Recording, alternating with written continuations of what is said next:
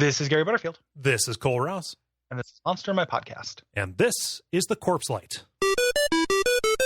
There's a monster in my podcast. No taxonomy accepted.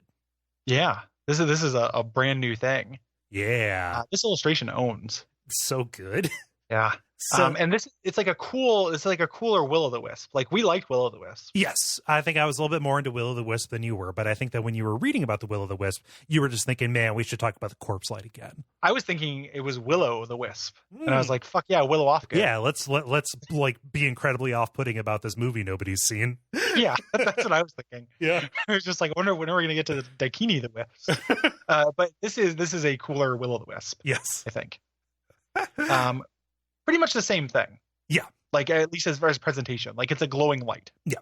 It is a glowing light. It mostly hangs out around swamps and acts as kind of like an attractive nuisance, right? Yes. Literally attractive nuisance. So you see this light, you're like, oh, that's pretty nice.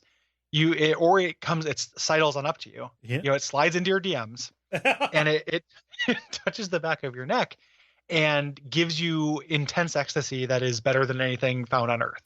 Yes. And because it's a cyberpunk setting, they have found new ways to do drugs. Mm-hmm. Like in Shadowrun, like you can do a bunch of drugs that are like more powerful than normal drugs, and then you can also take these chips that like give you experiences and stuff. Yeah, that are stronger than normal experience. And it's called Better Than Life, and the people who do them are called Beetleheads, and like you become like a junkie essentially. Like right. You always live in this alternate universe where you're just constantly having the best experience of your life. Mm-hmm.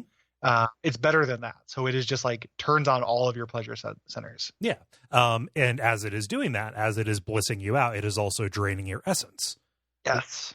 Which from my understanding of the system, that's not too huge of a problem if you're not a shaman. However, if it is, if that goes down to 0, then you're dead. Because your essence is basically your humanity, right? It's your like vital power.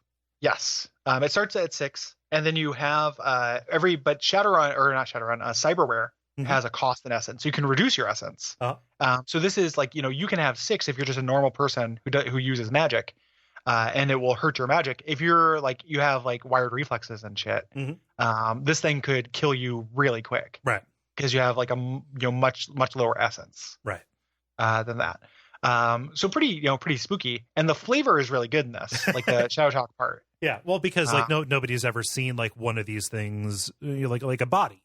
They are confirmed to exist. Nobody can really agree on what they should be called, or like what are they categorized as? No corpse like corpse has yet been found. But Shadow Talk is all about this flavor and looking into what these actually are, which one person purports. I'm not going to take it away from you. What does one person purport them to be? Oh, well, they talk about, so they talk about, even in the Patterson thing, they talk about how this is how they manifest, but they're mostly an astral creature. And the astral plane is a big thing in Shadowrun. In the astral plane, they are a big glowing octopus with 20 tentacles and a single eye in the middle the size of a dinner plate. So this thing, which is about the size of a dinner plate, you can presume roughly corresponds to their eye in our world. But they're actually these gigantic mega octopi that are going through draining our life from the other dimension. Right. I mean, it's like an anglerfish that happens to like dip its lure into a different plane of existence. That's badass. That's so good. I think that's really, really good. And the fact that they cause you that high, like when one of these things gets caught of it, like that's Adventure Hook City. Like some corporation or some like BTL place manages to get one of these and have it on their like train, keep it in a cage. Right. And then you get somebody to come in, you get to spend a minute, for 100,000 new, you need to spend a minute in this cage with this thing, and then it will they'll save you. Right. Well, they'll pull you out. Yeah. And then they'll pull you out and then like, ask you to authorize your debit card. Right. So like people like junkies are just like dying at an alarming rate. And then like people who are wealthy, are dying like the higher ups, and it's like you're hired to investigate that, and you find this corporation that has like managed to tame one of these things or use it, and then there's all kinds of cool things you could do with the adventure. Like you could either fight them like normal, or you could like set it loose and it could like rampage throughout the facility. Shit like that. Like it's very cool. Yeah. This is the first entry we've done in this season that's made me really want to run Shadowrun again, because like I think this thing is pretty badass. It's pretty great. I also love the idea that, like, you have this person, Luca, who's telling the story about their encounter with one, saying like, I worry. I mean, it really is like a recovering addict kind of talk. I worry that if I ever saw one again, I would just walk up and let it do whatever it wanted because I want to feel that again. I love it. Yeah, like really, really cool. Yeah. So pretty great. Yeah. The only thing that makes them stop is they get full. They have a maximum amount of essence they can eat. Right.